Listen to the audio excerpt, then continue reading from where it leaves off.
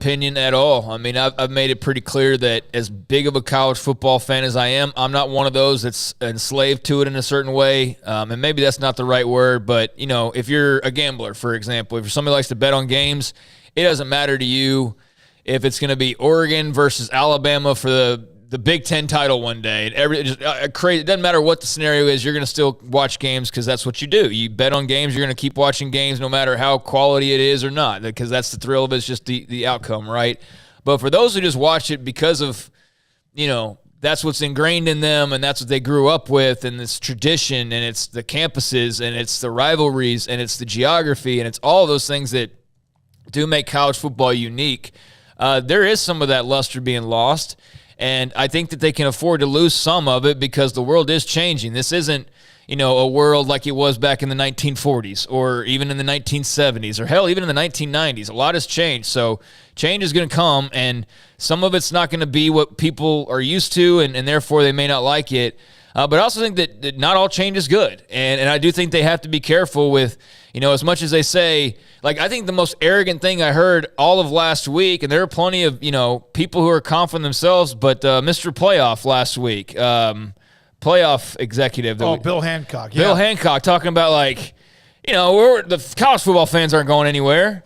BS. They're not going anywhere. He just said, he didn't think any of y'all are going anywhere. They do whatever they want to. You're not going anywhere. You're still going to watch. That was basically his attitude. That's the head of the college football freaking playoff, basically saying, we'll do whatever we want to, and nobody's going to change or do anything about it. I'll tell you right now, if they eliminate a lot of these schools from even being a part of the competition, as imaginary as that competition may be, I know Baylor's got a long shot to ever win a national title. Same for TCU and same for 95% of the schools out there, but at least let me have that dream that could happen one day, that could happen for a school like those, that it could be a world where, Clemson and Alabama and all the same just kind of rule the roost, but every once in a while another school does pop up there or punches them in the mouth and has the greatest year of all time as a result. Not everything has to win a national title to be a year that you celebrate. If they start to do away with that to where basically you're just giving me the NFL light, which is, you can call it whatever you want to, but that's what it would be.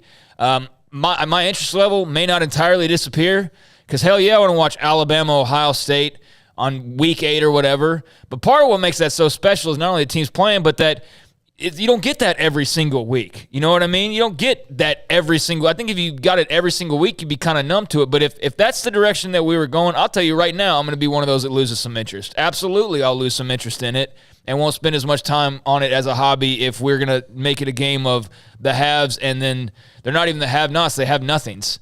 That's not going to fly with me as a college football fan, because that's not why I fell in love with it, was just to get the superstar matchup every single week in prime time. That'll keep a lot of people on board, but I agree with you. I think that they are kind of just throwing a middle finger in so many ways when they make comments like, oh, it doesn't matter, the fans are going to stick around anyways, no matter what we do. I think that they're cutting off the nose to spite their face maybe in some ways, but like we've seen with college athletics people, you got to actually have it happen before they go, oh, wait a second, we probably should have done that differently, and name anything that's happened over the last 20 years as an example of them going after the fact, oh, yeah, we probably should have done that differently. So this very well may be one of those as well. Yeah, I will say this, and my favorite team, who has not acted like one, but they're a blue blood, even if they would remain in that category, which they would because they're a part of the Big Ten. What attracts me to college football, yes, I love the big boy games. I love them. I wish there were more, and that's part of what the lure is.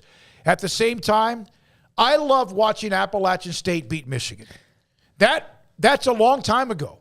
And I know Oklahoma fans don't hate it, but the fact that Boise State was able to do what they did at a big moment, and others, and that only happens maybe 2 or 3 times a year, but there's a lot more upsets now than ever before.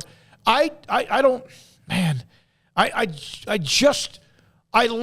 losing the battle of the atmosphere, tradition, and rivalries, and I know it doesn't matter maybe to the networks. It should in college football moving forward, and I'm worried about that. But, I mean, I don't really worry about it because there's nothing I can really do about it, but I also don't think it's something that necessarily is going to happen in the next couple of years to where all of a sudden you look up. I don't think programs are going to disintegrate.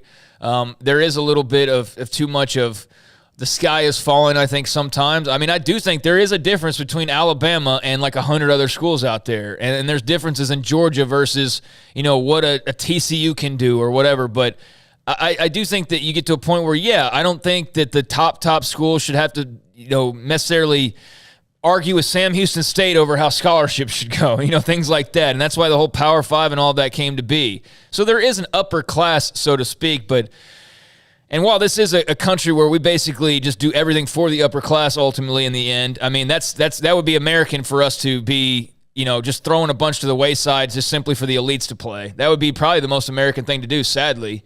But I don't know. I think most of America loves to see the little guy out there still fighting a little bit, even if it's not realistic that they're going to win all that often. And those examples you gave are quite dated. But how about Kansas and Texas?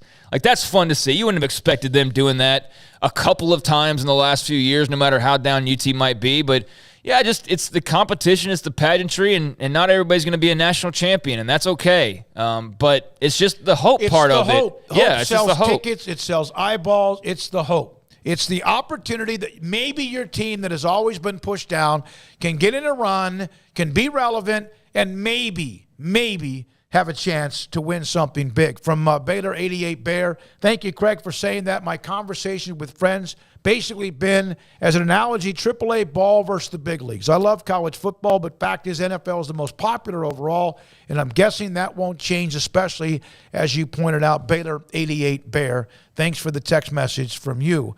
Owen, did anyone see the Dennis Dodd article, NBC? Yes, we already mentioned that. Yeah, we didn't really talk about it much, though. I mean, the fact that you would shoulder, as I think was the phrase that he put it, Notre Dame, whatever happens with them next, somehow be shouldered next to Big 12 programming. Now, all due respect to Dennis Dodd, I don't believe every single report that comes out. I mean, if we did, Arizona already would have joined the Big 12. Oregon already would have joined the Big 10. Or the Big 12 wouldn't be in existence. Or the Big 12 wouldn't even exist as of a lot of opinions a year ago. Pac-12 would already be dead. That may actually still happen, but you know what I'm saying. So don't go off every report that's out there. And we got to realize, too, that as much of a reporter as Dennis Dodd is, or anybody like him, there are also people behind the scenes calling him or whoever, and there is something they want to get across. There is something somebody called Dennis Dodd or whoever you want to use as an example when stories like this come out and gave him this information because it's good for what they want to eventually happen, correct? Yeah. They want that out there. They want that the TV networks or people that aren't in the know to think for a second and ponder, whoa, wait a second. What's this about Notre Dame and the Big 12 shouldering program? And boom. And then that starts a fire, and and that's what's all going on behind the scenes right now. So I think that leak of that information was very intentional by whoever leaked it and intentional to give it to Dennis Dodd and have him put it out there. But very interesting. I don't know how much of that I'm buying into, but it does play to my thoughts that I think the Big 12 is healthy and going to be A-okay, maybe not making big money initially or for a while like the schools that are departing will be immediately. But I think a new league with some mixture of the Pac-12 schools involved when the dust settles would be a pretty damn good league. And if